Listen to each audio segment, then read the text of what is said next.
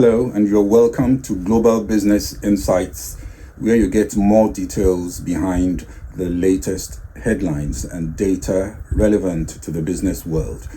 In its latest energy transition strategy update, Shell has announced that it aims to reduce net carbon intensity on products it sells by 15% to 20% by 2030, compared with the previous target of 20%. Shell added that it's investing $10 to $15 billion on low carbon energy solutions between 2023 and the end of 2025. Also investing in oil and gas production with lower emissions to build the low carbon energy system of the future. Yesterday, we got US factory gate inflation and retail sales, leading to divergent signals on how the Federal Reserve may decide at the Federal Open Markets Committee meeting next week. And Steve Mnuchin, former US Treasury Secretary, says he's part of a team hoping to buy TikTok. But will Beijing allow the sale? Even if Biden is bold to have TikTok potentially fall into the hands of what may look like the Republican right. We'll also preview Nigeria CPI, that's inflation measure coming out later today for February. It's expected to see inflation rate go up to yet another high, even at some stage this year. We expect that inflation will begin to slow down. The figures today will give us better clarity on how and when that slowdown could begin. And the IEA, International Energy Agency, reversed an earlier position of robust crude oil supply, now speaking of a slight deficit. But the market took notice and Brent crude spiked to a 4-month high yesterday. This morning prices were so far flat, but still over $85 per barrel for the Brent crude standard. And Foxconn shares also up 9% as it announced better than expected profits. First, on data, today in China, new home prices dropped for an 8th straight month in February. It was also the largest fall in 13 months. This implies the property market remains fragile after measures to boost the sector. New home prices were down 0.3% month on month, while on an annual basis, prices fell 1.4%. That is double the 0.7% drop in January. China last month had announced its biggest ever reduction in the benchmark mortgage rate to help the property market. The housing price index released by the National Bureau of Statistics is a key indicator for the economy, as rising prices usually encourages new construction and therefore growth for the country. Slowdown in economic growth in China has implications for global demand for goods and especially for commodities like crude oil. The S&P 500 and other major indices inched lower after U.S. inflation data higher than expected sent Treasury yields higher yesterday, putting tech growth stocks like Nvidia under fresh pressure. Wholesale or factory gate inflation, PPI, producer price index, was up 0.6% in February compared to 0.3% gain that was expected month on month. Core PPI was up 0.3%, also higher than 0.2% forecasted. A 4.4% surge in energy prices in February pushed up the headline PPI index, contributing to higher factory gate prices, with prices paid by producers for goods up 1.2% last month alone. Analysts also note that there is a closer correlation between the PPI and the Fed's preferred deflator, the Personal Consumption Expenditure Index, as the PCE, than with the CPI data. Next week, when the FOMC meets, it will also publish an updated summary of economic projections. And after 2 hot months of inflation to start the year, the dot plot will be watched for any changes, especially to the upside. The latest projection had the median estimate of core PC inflation in 2024 at 2.4%. There is a chance that this will now be a bit higher. Stocks were initially resilient as of retail sales data also came out softer than expected. Retail sales in the US was up 0.6% month over month in February after an upwardly revised 1.1% fall in January and below market forecasts of a 0.8% gain. The relatively modest increase combined with a larger decline in January suggests a potential slowdown in consumer spending, which helps the case for an earlier Fed rate cut. The bifurcation we see in data signals is not a new thing. Markets have priced in a cut in June with a few more data releases still to be seen before then. It's still unclear if the downward movement in equities will be sustained. The PPI report is the last major release ahead of the next Fed Reserve's policy meeting. That's on March 19th and the 20th, and will reinforce the already expressed view, in my view, that clearer signals are needed to be more confident of the next major move.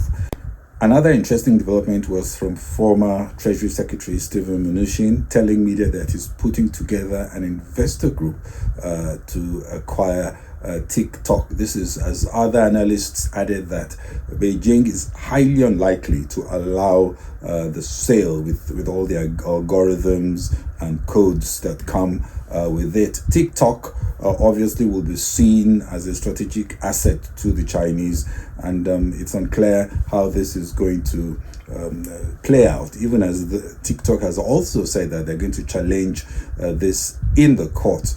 Now, with the new Mnuchin connection on top of Trump's comments on the deal, Biden may be thinking again, not wanting to hand over TikTok to the far right. But we have to see how this plays out. Definitely, it's going to be caught in the election haze.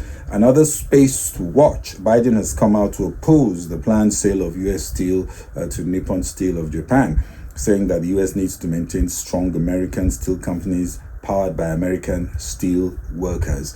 Biden is opposing the deal as it goes before the National Security Review, believed to be ongoing. That's the Committee on Foreign Investment in the U.S. CFIUS, which is looking at the deal and is supposed to weigh deals without taking politics into account. Trump has said he would oppose the deal. Again, the timing is perhaps not right, given all the political noise around the deal and the location of the plant. And in Nigeria, high inflation has for a while been suffocating the poor and hurting economic growth. Today, we expect to see inflation, as the CPI metric, rise from 29.9% to over 30%. That would be a 27-year high.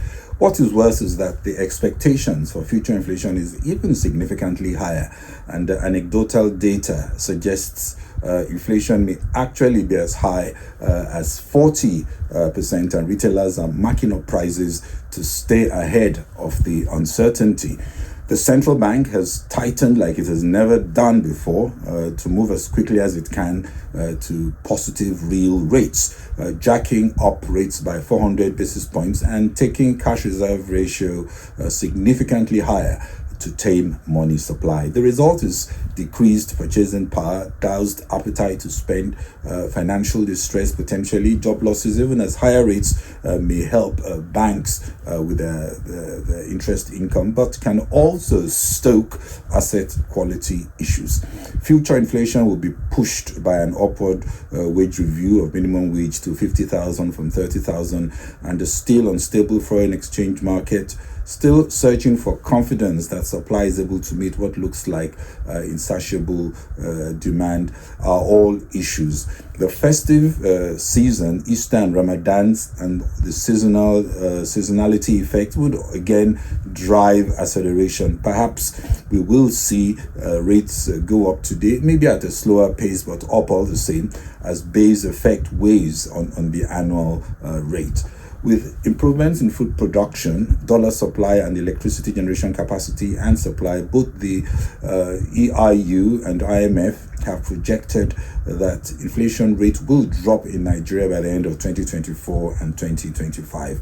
IMF is saying that we should see 23% in 2024 and down to 15.5% in 2025. EIU is estimating 28.5 in 2024 and 20.7 in 2025, while the central bank is projecting inflation to go down to 23.1. The most likely scenario, I imagine, would be somewhere between 23 to 25% this year, assuming all goes well.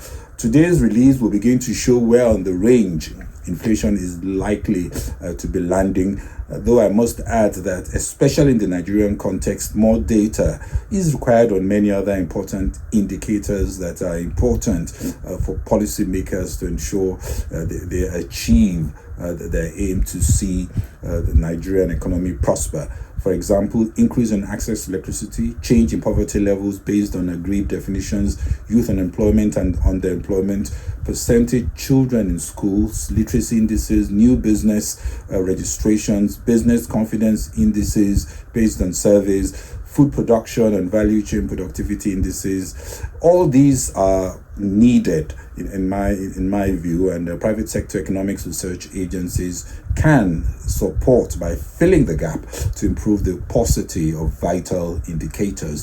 In the evening, we'll discuss inflation data. By that time, we expect it would have been released. Today, crude oil was slipping back after its surge above $85 for the first time since November, still on track for a rally of nearly 4% this week.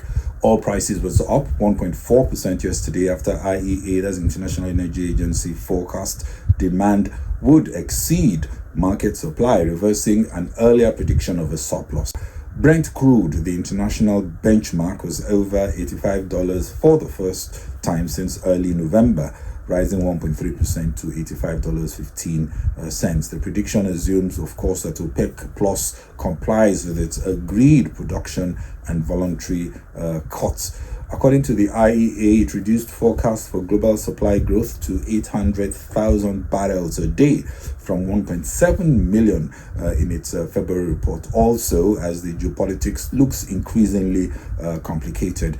Prices were pushed up also by the latest weekly US crude data, which pointed to an unexpected drawdown in inventory.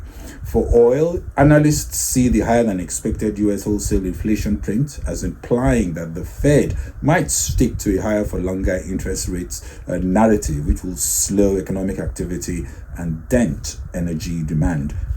For Apple's main contract manufacturer, Foxconn, also known as Hon High Precision Industry, shares were up 9% on Friday morning after announcing better than expected profits for 2023. Net profits came in $1.69 billion in Q4, up 23% on the previous 3 months. Full year net profit was flat from the previous year, but still ahead of analyst estimates by 7%. The company reported an optimistic outlook based on an expected rise in demand for server and data center equipment needed for running emerging artificial intelligence technologies. Asian stocks were on the back foot, tracking tech-led declines on Wall Street overnight after the hotter than forecast US inflation reduced chances of early interest rate cuts. Also, the People's Bank of China kept its 1-year medium-term lending facility rate unchanged at 2.5%. Looking at indices as we speak, the Japan's Nikkei fell 0.26%. The Hong Kong Hang Seng also down 1.65%. These markets are closing, if not closed. Shanghai Composite, that's the Chinese index, slightly up 0.54%. Shenzhen Composite also slightly up 0.6%. South Korean Kospi down 1.91%. Later in the day, we do hope to bring details on the Nigeria February CPI report. Well, that's it from me on Global Business Insights. This is Bode or Shosami. Please share and kindly follow on Facebook and LinkedIn, subscribe on YouTube and X. Thank you very much for watching and following. Bye-bye.